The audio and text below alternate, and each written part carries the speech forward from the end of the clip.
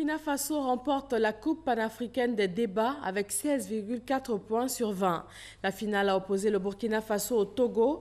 Les candidats des deux pays ont débattu sur le thème « L'Afrique a besoin d'institutions fortes et non d'hommes forts ».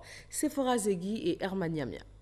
Le Burkina Faso, grand vainqueur de la 3e édition de la Coupe panafricaine des débats, dénommée COPAD.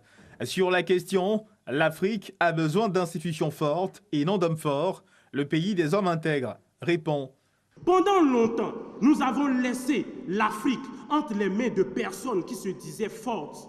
Mais malheureusement, homme fort égale coup d'État, homme fort égale modification de la Constitution. Monsieur le Président, l'Afrique est fatiguée de ça. 50 minutes ont suffi à Fabius et ses amis pour convaincre le jury que l'Afrique a besoin d'institutions fortes et non d'hommes forts. Représentant la première dame de Côte d'Ivoire, Bakayoko Liramata, ministre de l'Enseignement supérieur et de la Recherche scientifique, a félicité les étudiants des 8 pays participants pour leurs brillantes prestations. Ce sont des grands hommes comme vous dont l'Afrique a besoin pour impacter positivement son développement. Vous avez fraternisé, vous avez tissé de nouveaux liens et de nouvelles relations.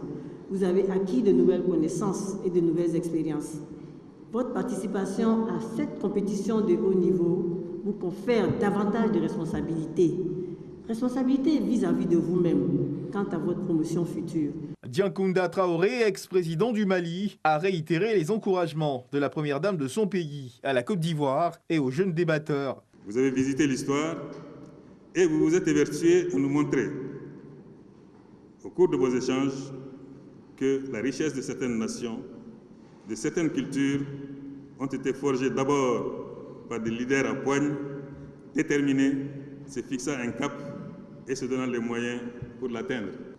L'histoire nous a souvent montré des hommes dits forts qui, en une fraction de seconde, ont été balayés par la volonté du peuple et sont devenus très faibles. Où était donc leur force ? Les 2e et 3e places reviennent à la Côte d'Ivoire et au Togo. Des ouvrages ont été offerts à toutes les équipes pour leur permettre de préparer l'édition 2019 de la COPAD.